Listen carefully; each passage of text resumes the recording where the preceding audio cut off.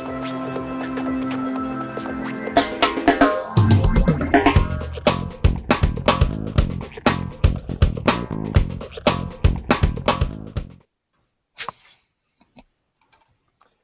evening, everyone. I'm Fran Zablocki, your guest host for this evening's edition of Higher Ed Live, the weekly web show for marketing and web professionals in higher education. Tune in live on Thursday nights at 7 p.m. every week, Eastern Time, and go to higheredlive.com/live to join the conversation on Twitter.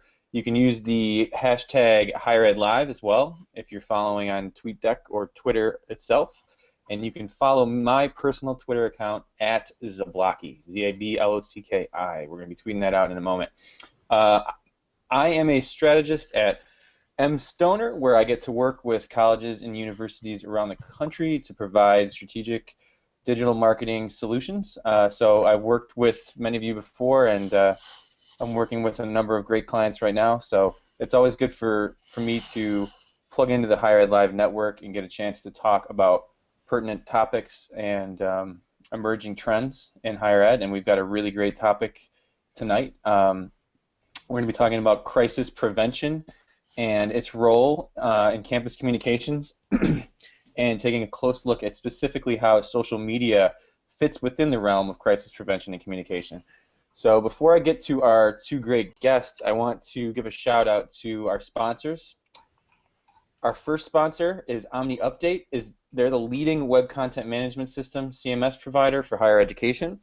The company's web CMS, OU Campus, is secure and scalable with great tools and features, deployment flexibility, and an awesome user community. Did you know that OmniUpdate offers services for course catalogs, faculty directories, and mobile sites?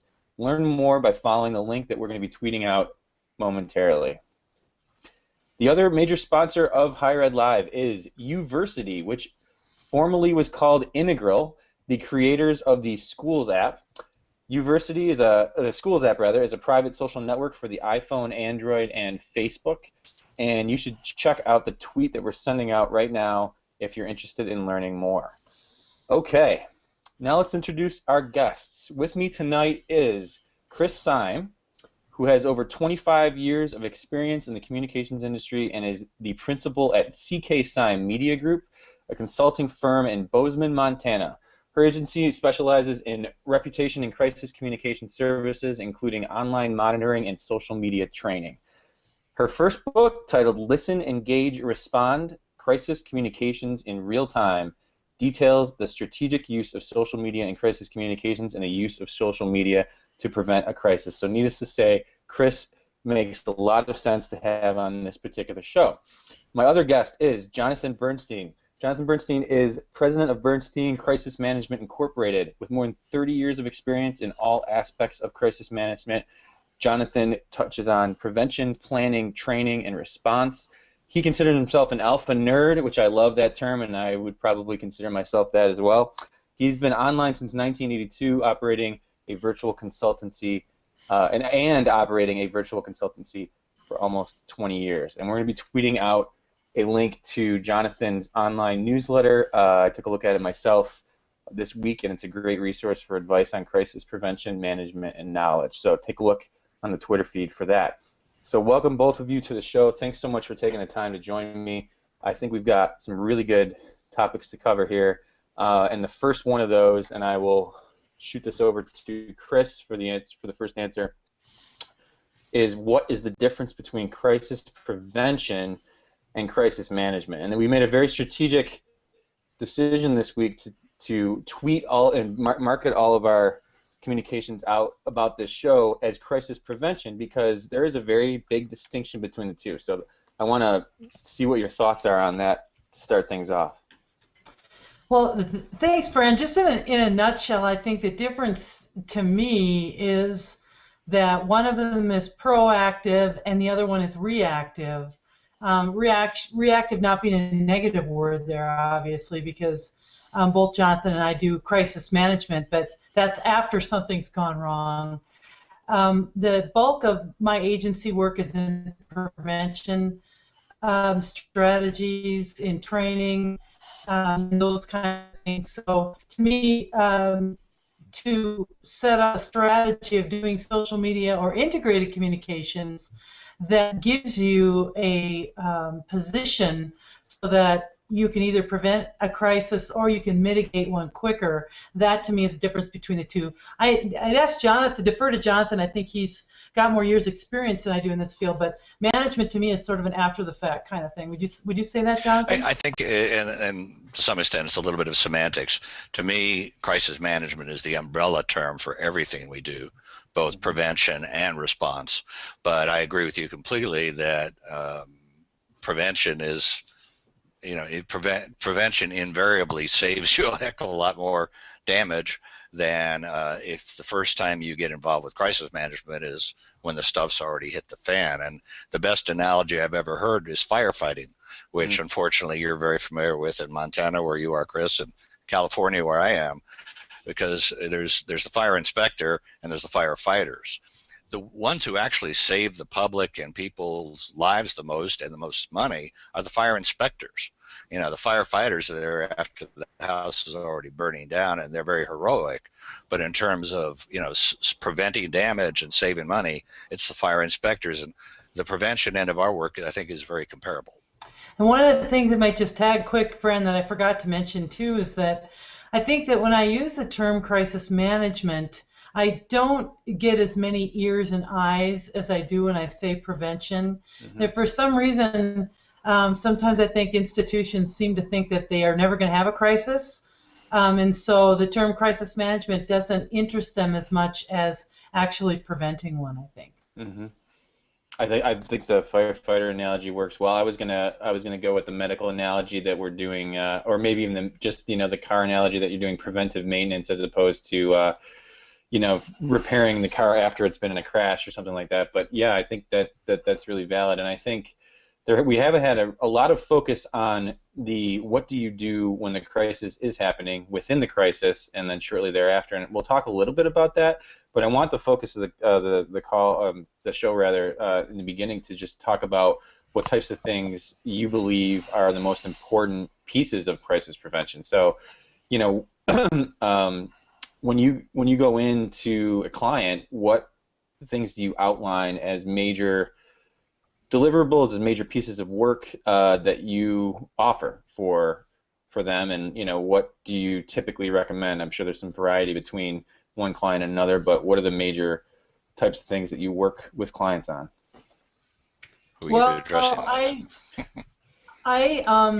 Jonathan's got a lot more what I call operational crisis management experience than I do. I don't do a lot of emergency management type of situations. All of my stuff is on the communications end mostly. So when I talk about crisis prevention, I'm not talking as much about operational risk analysis and that kind of thing as I am about looking at how you're doing communications. So partnered with Case back in 2012, and I think I sent you that link to that article, Fran, about we surveyed all the Case institutions about crisis communications techniques, specifically looking at social media, and we came away with 5 takeaways, basically. So when I sit down with somebody, I'm going to talk to them. Those are the things we're going to look at. And the first one, and I'll just run through this quickly because Jonathan's got a lot of great information on this too.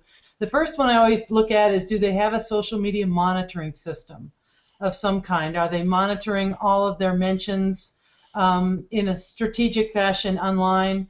The second one is, I believe that you need to have a social media policy or guidelines. A lot of people don't like the word policy in higher ed because that means you have to jump through a lot of legal hoops. So you just need to have something together that is a best practices of usage. Then you need to have a social media management system, which is, you can use that to monitor, but we're talking a dashboard like a Hootsuite or maybe a Radiant 6 or Meltwater Buzz that you can manage all of your posts and monitoring in one spot. The fourth one takeaway from that survey was you need to establish a registration or affiliation of all your campus social media accounts. I'm not surprised when I go to campuses and they really don't have any idea how many social media accounts they have on campus. Mm-hmm. And one of the things that I asked them to do right away is to make a database of all the accounts with usernames and login information, passwords, so that they can take something down or manage them in an emergency. And along with that goes training, and a lot of that is what I do most in my agency. Is we do responsible use training for schools so that people know how to use social media properly, whether it's just on a day-to-day basis or in a crisis. And the last one is, I think you really need to establish a communications manager if you're doing integrated communications. And this, you can go back to the old FEMA plan if you want to, and you have an information officer, but somebody needs to be in charge of resourcing and triaging all the information that comes in and out. So when I sit down with people, that's kind of the bones of what I talk to them about. Mm-hmm. And Jonathan, how about your experience specifically with higher education? Well, I would say amen to everything that Chris just described. I think the other component is, well, first of all, the other component, the only thing I'd add to her list was the need to make sure that social media planning and training is integrated with all the rest of the crisis communications training. Right. It's not standalone, but it's critical. I mean, I have not done any crisis-related plan in some years now that doesn't have a social media crisis communications component to it. But as Chris had kind of indicated, when I go in to do what I call a vulnerability audit of a college or university, I've reverse engineered crises for about the past 30 years. And I know where the red flags are, where things can go wrong, both from a communications and an operational point of view. So I'm trying to ferret out that information with regard to the particular institution. And that can be, revealing exactly where they are right now with social media and the number of accounts they have and what kind of problems they've had in the past.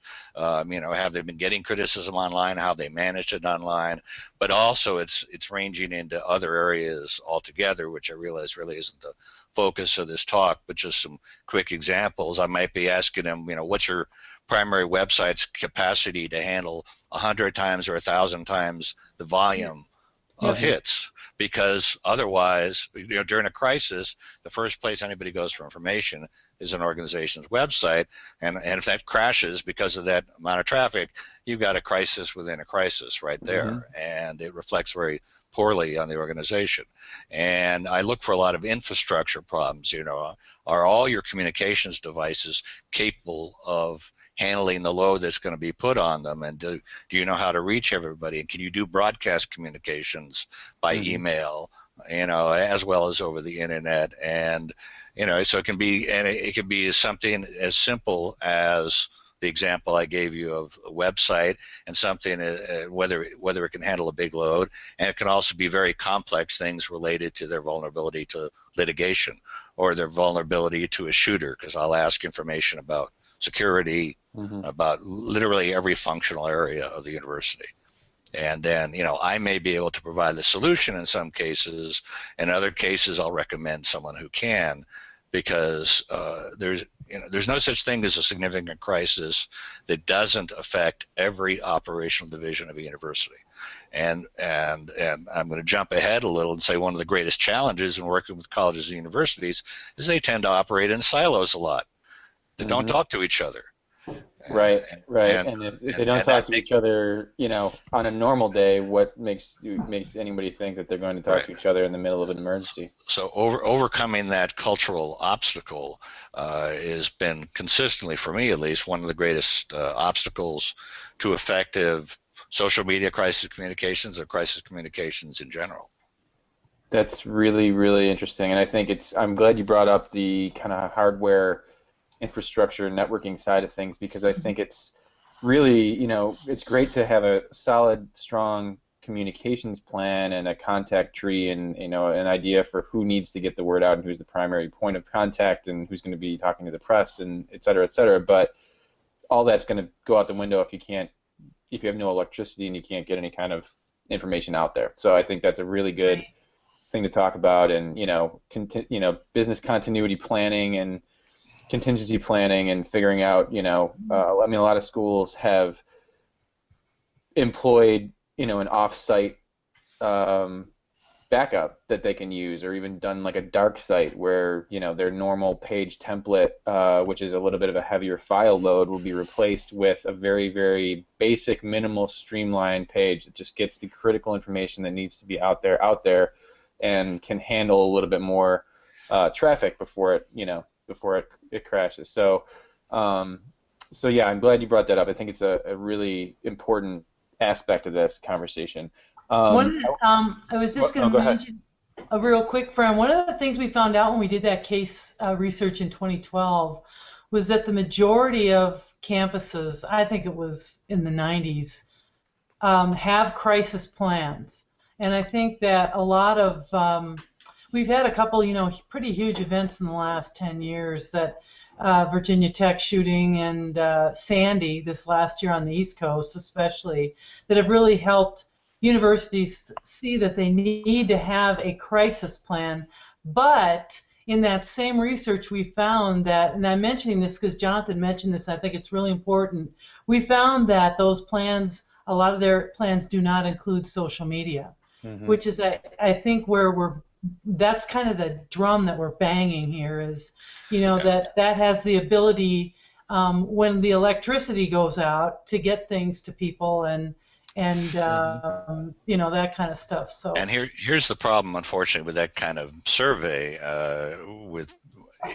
and that's not just true of universities, it's true of organizations in general. When you ask an organization if they have a crisis plan and they say yes, that doesn't mean they have an adequate plan. It just means they have what they consider to be a plan, which one of the things I do is called a crisis document audit. And with a major university out here in California, I did a crisis document audit. I said, send me over, first of all, everything you've already done. Because they said, oh, yeah, we've done a lot of crisis planning. They had 8 different crisis-related plans with 8 different authors. They had an earthquake plan. They had a chemical spill plan. They had a crisis communications plan. They had a facility crisis plan, et cetera, et cetera. Nobody had talked to the other person, and so some of them had the dean going this way, and some of the same dean was going to be at the other end of campus doing something else, and there hadn't been any training with any of the plans. So, you know, would they have, and they probably would have answered that survey, yeah, we've got crisis planning, but so it's not, you know, it's like me saying, okay, you know, I've created an adequate lawsuit. I'm sure my lawsuit will be perfectly fine. Well, I'm not a lawyer, and I might be able to fill in some legal forms, but I wouldn't trust my lawsuit or my legal filing to get me through a legal crisis. So then, to follow up on that, Jonathan, what's the ideal situation then? You know, who's at the table to have this initial discussion when you sit down to talk about this type of thing? So if you've got all these people who are working without any awareness of what the other one's doing, you know, is it because they don't have a high-level champion on campus, or they're just simply not aware of who else is there, or, you know, who should be involved with this from the top level of an institution? Well, two-part answer, and I'm sure Chris has her perspective as well. One is the people who should be there and the people who typically are definitely separate, because usually they don't put all the right heads together in the same room, which is why you end up with 6 plans or 8 plans. If you had a choice, you should have the heads of every functional area of the university, from, you know, faculty representatives, facility representatives, food and dining representatives, health representatives, you know, dormitory and similar residential representatives, virtually all the top people on faculty, you know, very senior faculty and the top people in administration in the same room, if they're willing to be honest while in each other's presence. And I have had experience with that, them not being. If there's a good chance, if the champion on campus knows they won't be honest, then the best way to do it is to interview them one at a time and tell them that nobody's going to say who said what. The interviews will be done on a level of confidentiality. Sometimes that's necessary because one department doesn't want to look bad in front of the other in the same room. And I had that happen at a major university that remains unprepared to this day because they didn't want to admit there was anything wrong in front of each other. Interesting. Very interesting, the politics of higher education. And Chris, have you run into that with kind of a everything's okay here mentality? Well, I think that's where where the crisis prevention thing comes in. But I don't think anybody's willing to talk about their blind spots, whether it's because they don't see them or they don't want to air their dirty laundry. But one of the things is listening to this conversation that I think is a problem with the people that I deal with, a lot of athletic departments and a lot of campus comms people. And one of the problems is oftentimes the implementation of the crisis plan is at the lower organizational levels. For instance, it might be athletic communicators or sports information directors in the athletic department, and those people have a really hard time getting buy-in from senior leadership to get some of this strategic planning done, and frankly, they're not qualified. So it's that kind of, sometimes the people that really see the need or need to be into the discussions, I agree you have to get the upper people there, but I want the people there that have to hit the ground running when the thing gets going, and maybe that's at a later time after the discussion is going, but I'm not putting in a plug for either Jonathan or myself, but I honestly believe that you need an outside pair of eyes to come in and help you write a plan. Only because they'll come in and they'll do a risk analysis or vulnerability assessment, whatever you want to call it, and then you can get the people together and take a look at that and see where your blind spots are. And then, but frankly, it's a leadership problem that I've run into. Senior leadership needs to see the value of spending resources, time, and people to put a strategy together that they frankly may never use.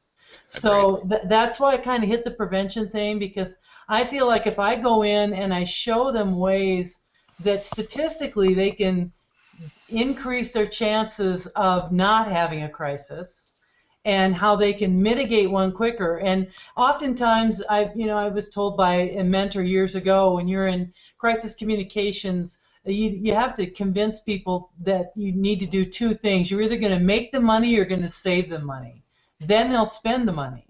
So if I can go in and speak to the bottom line, I think on the front end, that will get their attention. I can tell them how I can lessen the, because Jonathan knows this too, we've all seen the data. The faster you can mitigate your crisis, usually the less bottom line expenses you're going to have. So and there's some good stats on that. There was a stat that came out of Marsh Consulting, which showed that for every dollar invested in crisis prevention or preparedness, you avert $7 in losses. And my usual comment to a client is, you're not going to get 7-to-1 odds too many places on your money. But it's still looked at as an expense, and until it gets looked at as an investment that will save you money or make you money, either way you look at it, it doesn't happen. So what you said early on, Fran, you need a champion, and it seems to be, in my experience, it seems to be harder to find champions at institutions of higher learning than on the corporate side of my business. So is there a case study or two that you typically recommend individuals on campus who are really trying to bang the drum about this use as an example, just to kind of put a fine point on things? Is there anything in particular, or maybe that you used in the past to try to break through some of that reticence? Well, go ahead. Go ahead, Chris. No, go ahead, Chris. Well, mine is, again, I do a lot of athletic-oriented stuff, but a lot of times the people that hire me are the campus comms people, not the athletic people. Last year, I had a client, a BCS university, that was a charter member of a long-standing conference that was going to change conferences. And they were concerned that they were going to have fan upheaval and possibly have to backtrack and do some other things. So campus comms called me probably 2 weeks before the announcement was going to be made. And they said, we've got this coming. We know it's going to be a problem. And we have a really good, they had a great social media stable, good people that were running it, but they knew that they couldn't monitor it once the news broke. And so they wanted to know if I could monitor their social media for them while this was going on, and the thing that really impressed me about this university was the fact that they knew that they were going to be so busy trying to put out fires, that they were not going to be able to listen to the sentiment and follow what was going on in social media, even though they had people that managed it. So that's kind of my, poster child of what to do to prevent something that happened. And it turned out really well. We stayed on top of it. And there's always some, glitches and things that happen. But that, to me, is a smart school. That's somebody who did it right. And I had 2 recent examples, both in this calendar year, that I can actually name the client, which is rare in our business. I'm the kind of on-call crisis management agency for Skidmore College, and they have a plan in place, and I'm considered a member of their crisis response team when something is happening. And earlier this year, they had a credible threat, a very credible threat, of a crazy man with a gun headed to campus to shoot his girlfriend. And they had to go through the whole lockdown process, and there was a lot of social media chatter, of course, and news coverage, and it went fairly much like clockwork in terms of the right spokesperson was there. They do have senior level buy-in there, from senior level at both administration and faculty. And so there weren't people sending conflicting messages across different parts of campus, and we provided support, as Chris does, with monitoring, because we had some paid monitoring tools that they didn't have, and stayed in touch in real time to just give them a double check on the messaging, although they've got a really top guy who's their in-house head of communications. And it went smoothly. Unfortunately, the police did intercept the shooter before he got to campus, and all was well. And earlier in the year, they had dealt with a different type of crisis that's all too common at universities these days, which is they suspended their entire men's soccer team from athletic practice for the year for hazing, for a hazing incident. And obviously embarrassing. Parents were up in arms. Social media was busy with chatter about it and questions. It was managed extremely well. There's a combination of compassion and firmness, which was appropriate to the situation, and why the rules exist to protect students, and things could have been worse. Fortunately, nobody was seriously hurt, but they dealt it as a serious issue, and again, the school came out looking. Their reputation was enhanced in both cases by their response, and that really is what can happen if there's effective communications. Not only is reputation preserved, it gets enhanced, and we see this again and again. There's been a number of campuses since Virginia Tech that responded, that dealt with dangerous situations better than Virginia Tech did the first time around, and I think it's left their reputation in better shape than when they started. That's really interesting.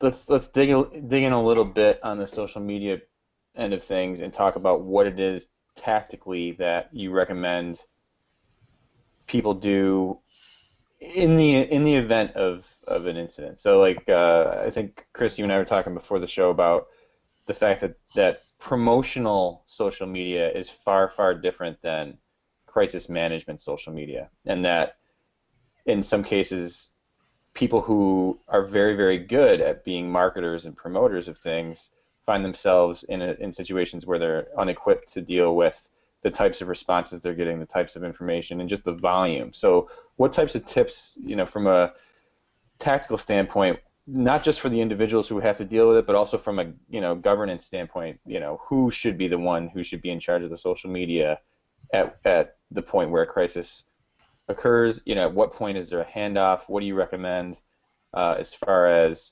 planning for kind of a line of escalation and things like that?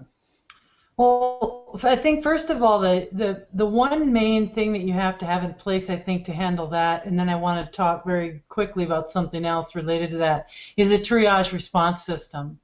And there's a lot of documents out there. I mean, you can Google that, and tons will pop up. There are many campuses that have great people running their social media, but they have no PR or crisis training, as you said. So, but they can triage. And I think that if you have a good ladder set up of how people can, if this happens, then this person steps in and whatnot. But my biggest thing about social media in a crisis, and I just wrote about this last week, is the idea that a lot of campuses now are heavily vested in social media. They have Pinterest, they have Vine, they have Instagram, photo and video. Everybody's trying out everything, and a lot of the bigger schools especially are out there on everything. But my biggest concern is when you have a crisis, you need to scale that back a little bit, and you need to look at the channels. And I'm interested to hear Jonathan's take on this, that we use basically for broadcast. And I likened it in the piece that I wrote last week to customer service, because when you have a crisis, you need to be able to answer questions via social media. So you need to be able to do that in real time. And honestly, even though I think that Pinterest and Vine and Instagram video and some of these other channels are great channels for marketing, I don't necessarily think they have too much value in a crisis. The one thing that people forget or don't know, they don't forget it, they just don't know it because they've never had one, is that when you get a viral crisis, you're not going to have time to be everywhere. I mean, you may want to be on Pinterest and Vine and Instagram and everything else, but you may end up just sticking to Facebook and Twitter because that's all you can handle, literally. The flow of data in a crisis is just unbelievable. It's people, everybody that I talk to is always surprised by the amount of data that they have to keep up with. And I think Jonathan's probably had that same experience as well. Yeah, absolutely. I agree with Chris. And the rule of thumb is use the media that reach your stakeholders most effectively. And in an internet-centered world, that means pick your top 3 or 4 and go for it. Now maybe you put up a one-time notice through some other location saying, hey, if you want any information on this, go to this URL. And that leads them to the special blog or dark website that you're using for the situation. But other than that, you'll find that 90% or more of your traffic is probably just in a few narrow channels. And as long as you give people some way of easily sending you questions and getting more information, then you've got yourself covered. Even if they don't read your outgoing message, you can catch them on the incoming.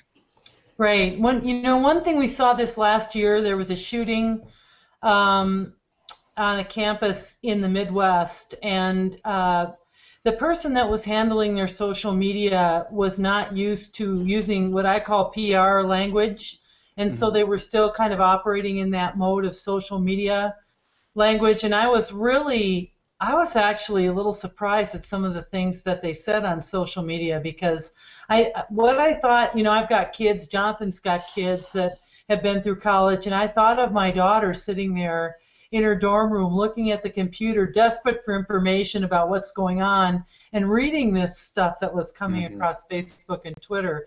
It was really disturbing to me that to me is just a lack of knowledge. It's not necessarily age-related, because their social media manager wasn't a kid.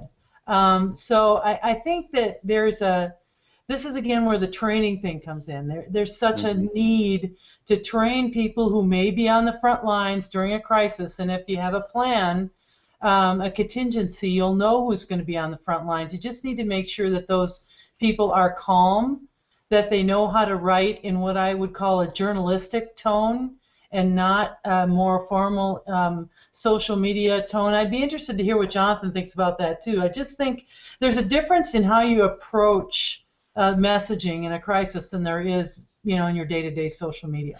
Yeah, it's not a time for emoticons and for OMG exclamation mark and things that might appear in a normal social media communications.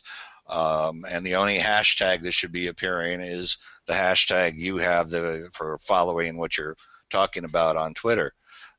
So yeah, no, I agree completely. Also, you may have authorized a couple of dozen people to be social media communicators proactively for the university. Maybe the heads of different departments, maybe every professor has their own social media account. But if everybody's trained, as Chris said, they should also know that if a crisis hits, only a very limited number of people are supposed to be communicating about it. And those are the people who've received a more advanced level of training, and that reduces the chance of inappropriate communications or conflicting communications. And maybe you go from an authorized 24 people to an authorized 4 people or 3 people during a crisis. And that, I mean, that mirrors what you would do with traditional public relations in a crisis anyway. I mean, you'd only have a few people who were authorized to speak to the media, for example. Exactly. So. Right. Exactly. Right. The biggest difference in social media that I've noticed, especially when it is an emergency like a shooter or something like that on campus, is that we have to remember that kids on social media can get a little frantic. And not only that, but a lot of them will want to become citizen journalists. So they'll start tweeting out things or posting things on Facebook that might not have the right information. This is why, to me, it's so important to have that monitoring going on during a crisis. And another thing that I've coached people to remember is that you're probably going to have to repeat your basic information quite a bit on social media. For instance, Jonathan mentioned URLs, dark websites, and what I would call customer service channels, or places where you're asking questions. Or a lot of people on a dark website might have a microsite that has all the contact numbers, all the things like what's closed, if the bus lines are closed, or transportation, all that kind of thing. All the latest information is posted. You're going to have to repeat that quite often during a crisis. So that's another place where your traditional, only tweet once an hour kind of things are going to have to go out the window, and you're just going to have to, do what you need to do. And often all you're doing with the fastest moving social media like Twitter is directing people to a location where they can get accurate information. Right. Because 144 characters is very limited as to how much information you can communicate. So other than something like an all clear after the shooter thing's been dealt with, mostly you're saying for accurate, updated information, go to this hot link. And the same with Facebook. You're limited as to how much you can communicate. So you want to funnel everybody into a single channel as much as possible, where you control the message 100%, as opposed to all these other channels where you're only one little blip in the pond. Right, and I really encourage people too, as Jonathan mentioned earlier, for the use of one main hashtag. And the reason is because those of us that use Twitter, and we understand that a hashtag is a live link. And so if you want to scroll through chronological information, a hashtag is a great thing to use, because people can click on that hashtag and get a stream of everything that's been said there. There's actually a new, I don't know if you've seen it, Chris, I'm blanking on the name right now. There's a new site that all it does is allow you to track hashtag references across all social media channels. Now that Instagram and Facebook join Twitter with hashtags. If a hashtag has appeared, whatever it is, you can see across all major channels where it's been mentioned just by that hashtag, and that's the only reason I think. I can't remember. I'm blanking on the name right now. It's just in beta, but it's the tools. That's another thing also, is that in our line of work, we have to stay up to date on all the latest tools for both crisis management and proactive stuff, because we use the proactive side for our own business. So, and colleges and universities probably don't have that level of knowledge. So let me. This is just excellent, but I do. I did promise we'd talk about prevention, and we ended up. It's hard not to talk about the actual crisis, right? I mean, I think naturally you want to talk about the examples and what to do in the crisis, because it's the type of thing that until you're in it, you don't really know about it, and you don't really want to be there without having heard about it beforehand. But on the prevention side, within the context of social media, what types of warning signs do you tell people to be aware of? If they're doing adequate monitoring of social media, is there anything that they should be flagging that could potentially need to be escalated, rapidly? Given that social media is kind of the first line of of breaking news, what are you looking for? And again, I think your point about citizen journalism too, and that everybody essentially wants to be a citizen journalist, is really valid. And there's a downside to the fact that everybody has an HD camera and a Twitter account on a mobile phone, because a lot of times you're getting, this has happened even with major news organizations getting caught basically using a citizen journalist with a smartphone as their source for major breaking news, and having to retract that later on because it was, just not accurate reporting. And so what do you tell marketers on campus, people who are in charge of social media, to look for, to determine whether or not they should take action on something, or whether they should follow up on it, but take it with a grain of salt, or just ignore it? And I'm assuming that's largely a judgment call and an outcome of a lot of experience. But I think what advice do you give people when you're working with them on that particular piece? Well, one of the things that first of all, I think let's differentiate. I think we're talking about escalation and not prevention. Prevention's really, to me, is what you do when you don't have a crisis.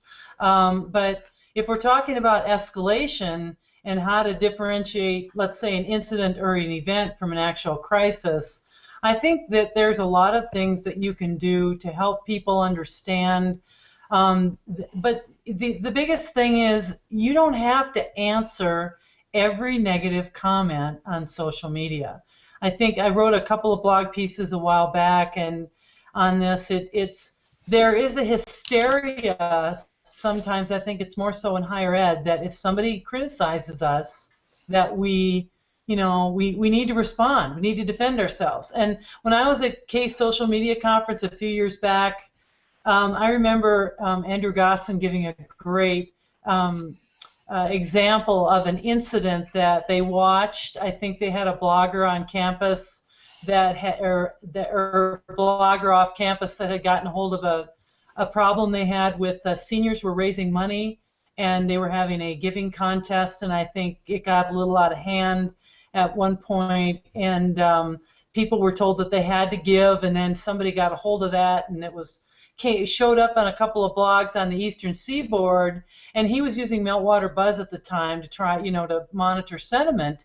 And he looked at it, and one of the things that I remember that he said at the conference was, we looked to see who was reporting it first. If it was an independent blogger that had a large following, had a big reach, then we just wanted to sit on it and see if anybody else picked it up. And sometimes that's really all you have to do, is just sit on it and see what the conversation becomes. Because if it escalates, there's a lot of escalation factors. When I work with schools and we're monitoring during a pre-crisis, I have a formula that I use to show escalation. It's got to do with volume, and it's got to do with noise and tone. So sometimes an angry person, it's kind of the squeaky wheel thing. They can be really loud, but not very many people are listening. Right, and there's a very, also from a prevention point of view, when we do training, I'm sure Chris's training is the same way, there's a very hard line in terms of sensitivity, between anything that's a perceived threat to life or health and anything else. So if it's just a reputational threat, a legal threat, that's a kind of thing you can just monitor and see if it takes off, see if it's serious, see if it's trending, that type of thing. But we tell our clients, if there's a report of a possible or allegedly actual threat or damage to life or health, you take that 100% seriously, as if it's true, until you disprove otherwise. Then it doesn't mean you necessarily tweet about it or write about it on Facebook, but you jump all over it in terms of research, and you try, if you can, to engage. If there's a way to engage the person who reported that privately, by direct tweet, by private chat on Facebook or whatever, you try to get more information, and if it turns out to be true, then you act accordingly. But so there's that big line in the sand between those two types of, either threat to life and health, not threat to life and health. One you can take your time with, the other you don't. Right. Most of the quandaries that I talk to people about are the reputational matters. I think Jonathan makes a great point in that when there's when there's lives at stake, it's, you have to jump on it. But it's with a reputational crisis, and which is a lot of what I see, because it has to do with athletics and communications and some of those other things. I really want people to kind of clench their fists and sit on their hands for a while. You really have to be able to take it, to listen to people talk badly about you. And I think that most people in PR and communications are pretty smart about knowing when something's at a tipping point. Mm-hmm. And then I think that you do, like Jonathan said, you have to do a lot of behind the scenes work.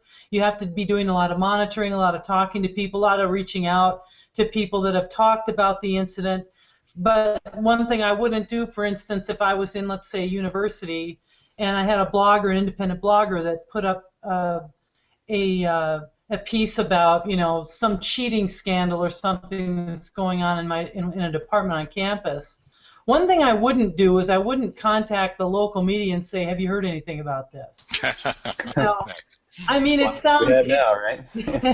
It's not being unethical to do that. It's just being smart. And I think that there's a lot of overreaction sometimes on university campuses because we are academic people. We're very professional. We want to handle things very correctly. And so we tend to not pay attention to things. We think that we haven't done anything wrong, so everything's okay. But I think you have to just be smart. I hate to just say that, but I think your innate sense of, oh, there's something wrong here. I need to get on this. It will do you well. And people tend to take things sometimes too personally, and it's just a fact of life that in the giant water cooler of the internet, as Robert Scoble referred to it. It's just this giant water cooler, and everybody's standing around talking about everybody else. There's always going to be critics. But are they, as Chris has said, are they actually doing damage? Mm-hmm. And you need to have, as part of prevention, you need to have frank discussions about that, and say, okay, and even run through some mock scenarios. Well, okay, this is what's happening. How do you react to that? Do you call people? Do you start posting about it right now? Do you need to start communicating with the campus yet? And run through some of those things even before they happen, so they get a good sense of what it's like, because any plan that doesn't have that kind of training with it is useless. Mm-hmm. It's, there's a reason people go through training for sports or training for the military. It's so that when the stuff really hits, they know what to do by instinct, by reflex. Right, and I'm a big proponent of tabletop exercises. I think that's basically what Jonathan is talking about.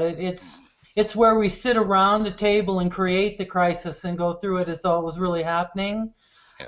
I think that that's valuable, and I suggest that people do that on a regular basis, because it's just like he said, it's just like playing an instrument or anything else. The more you practice it, the better you're going to get when you get to a recital.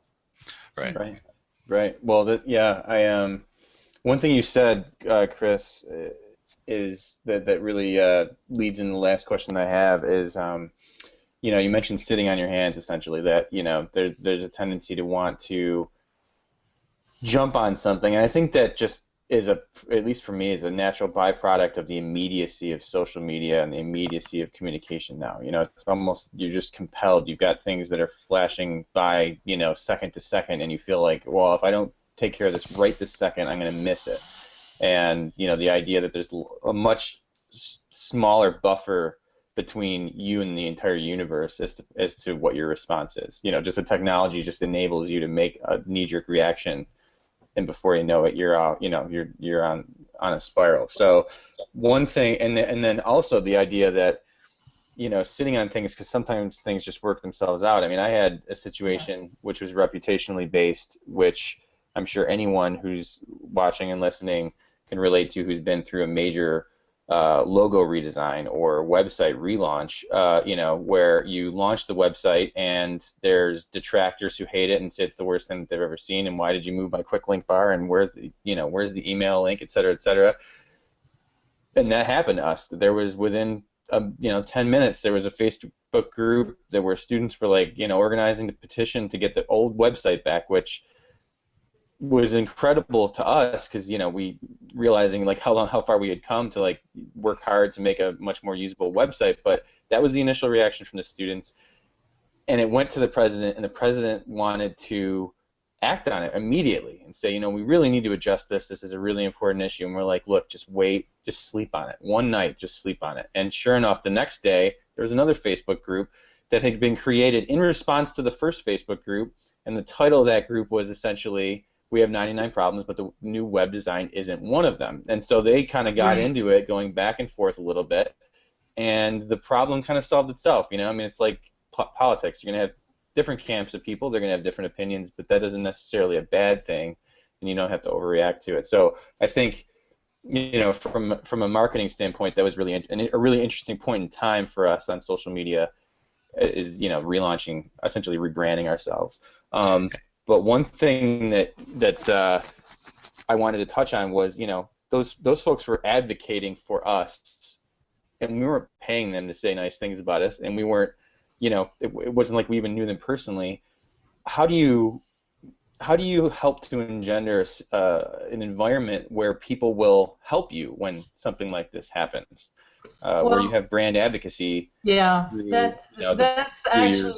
that's a great question, because in my book, Listen, Engage, Respond, that's the engage piece in that book. And we know, and Jonathan knows too, that we have data correlation between reputation and mitigation time. I mean, that in reputation crises, we're not talking about operational crisis, just in reputation crises. So in the context of that engagement, brand advocacy becomes a big thing. And the biggest surprise to me was Penn State. A couple of years ago when Penn State had their situation, I did a 48-hour analysis on their social media right away after all the stuff broke loose. Mm-hmm. And the interesting thing is they had such a high fan advocacy rate before that their fans were able to keep a lot of the negative chatter away on social media. Now, traditional media kind of took off and did their own thing, mm-hmm. but that's not an interactive media. So so in my advice to people is make sure that you're using social media strategies that are building brand advocates, that are elevating your reputation, because if you've got a strong reputation going into a reputational crisis, you're going to get a pass more than people that don't. And we've seen it in the business world, we've seen it in the college world. It's just the truth. Yeah, we refer to it as creating a cushion of goodwill. Mm-hmm. Yeah. And some types of businesses, that's very difficult. If you sell tobacco or big oil or so on, they almost have the opposite going into any crisis. They have a cushion of bad will going. But certainly colleges and universities, most of them have if they do a good job at traditional and social media and community relations, et cetera, they'll have a cushion of goodwill. I have a slightly different opinion on one comment Chris just made, though. There's the lines between traditional media and social media are blurring rapidly, and traditional media are active and present on social media. Not necessarily as well as others in all cases. Some of them are better than others, but they have blogs, they have Twitter accounts, they have Facebook accounts, they engage in real time, they use citizen journalists whether they should or not. And I've stopped using even the separation between traditional and social media anymore. I just refer to media. Media is any means you use of getting the message to your stakeholders, period. And and that the traditional media is finding itself severely challenged by the social media environment, but they're playing catch up, and they are playing a role out there that I think is only going to grow over time. Fran, let me give you just a quick example of what we call building engagement. One school that I worked with, one thing that I noticed when I did an assessment of their social media was that they were using it just basically for broadcasting news. And really, you're not building any reputational value when you do that. And so I happen to know that this particular university had a lot of kids that were very much involved in community service. And so I really visited with the media people about doing more pieces that highlighted student service to the community and kind of highlighting those pieces on campus where you have a value factor that people can connect to. It's unfortunate, but people don't really connect to news. They want the news, but they don't get, it doesn't have that value for building reputation as feature articles do, if you want to use old-style journalistic terms. And we still use that terminology now for the web all the time. Here's your feature space. This is your pride space. This is where, your covet space. This is, in more of an e-commerce sense. This is what you want people to really have an emotional attachment to. So I think it's, right. And you need to be entertaining too. I mean, if you want to get information across, you also need to be entertaining. People like to, clever, funny things that have happened on campus, even occasional cartoons. I mean, people love to be entertained, and particularly online. And traditional media has learned if they don't they've learned from the National Enquirer of all places that you need to entertain in order to inform. And so in a social media account, proactively, I know Chris does this, we do this, we try to be entertaining when we're communicating and not just push raw information about our specialty. Right. When it comes to value for brand advocacy, broadcasting has got the least value of all the techniques, and unfortunately that's kind of most of what we go to. Well, it's an easy replication of the press release format. Right. We put out a press release, we tweet that we put out a press release or put it on Facebook, and that's it's an easy continuation of the way that a lot of people are comfortable doing things, and it makes sense that they would do it that way initially. But I think you're right. It's that you have an opportunity for interaction and relationship building and engagement on social media that you just don't have when you're doing an email blast or a press release or a newspaper article. So. Something else too, though, that I'm not necessarily down on the press release, because I think you can do a press release about something that feels good and it still has reputational value. But I think that there's a way to broadcast news that makes it more engaging. And the University of Washington does this really well. One of the things that I noticed on their new athletic website, the Pac-12 has this new digital strategic initiative, and the University of Washington just rebranded their website. But one of the things that you see on there all the time now that you didn't used to see and don't see on a lot of websites is students. Faces, stories, student-generated content that from kids that they've taught how to do this well. And the idea is that people connect better with faces than they do with information. And I think that we sometimes just need to think about the information. I don't think there's anything wrong with a press release if it's about something great that's happened. But when I say that news, I'm talking about, we raised another $1 million to build the engineering building. I mean, that's... Right, and that's, and it's actually, Lori Packer from the University of Rochester has a great article about, basically, let's not get down on the press release. That it's about how you do a press release as much as and it's about when it's appropriate to do a press release, and when it's appropriate to do social media, and that's really what strategic communications comes down to, is knowing both when and what channel to use, to reach the audience and strike the right tone and get the message across in the way that you want to. So. Yeah, we're not throwing the old out just because we got some new shiny stuff, for sure. I'm with you on that. Okay, we are just about out of time, so I think we're going to wrap things up. But this has been really informational, educational for me, and I'm sure the folks who are watching from home and who will watch the recording. So I really appreciate both of you being on tonight, taking time out of your busy days to talk to us about crisis prevention and management. It's been really, really great conversation, and I'd love to continue it, but we're about at time. So thanks again very much, Jonathan and Chris. Thanks, Thank you. Fran. Thank you for having us. It was a lot of fun, and for those of you who are looking to next week, we are going to have Tatiana Salcedo talking about search engine optimization and leveraging data and analytics for higher ed. So there's a tweet going out there with more information on our official Twitter account. See, we're broadcasting. That's news, but what are you going to do? So thank you very much, everybody, and have a wonderful evening, and we'll talk to you soon. Take care. Okay.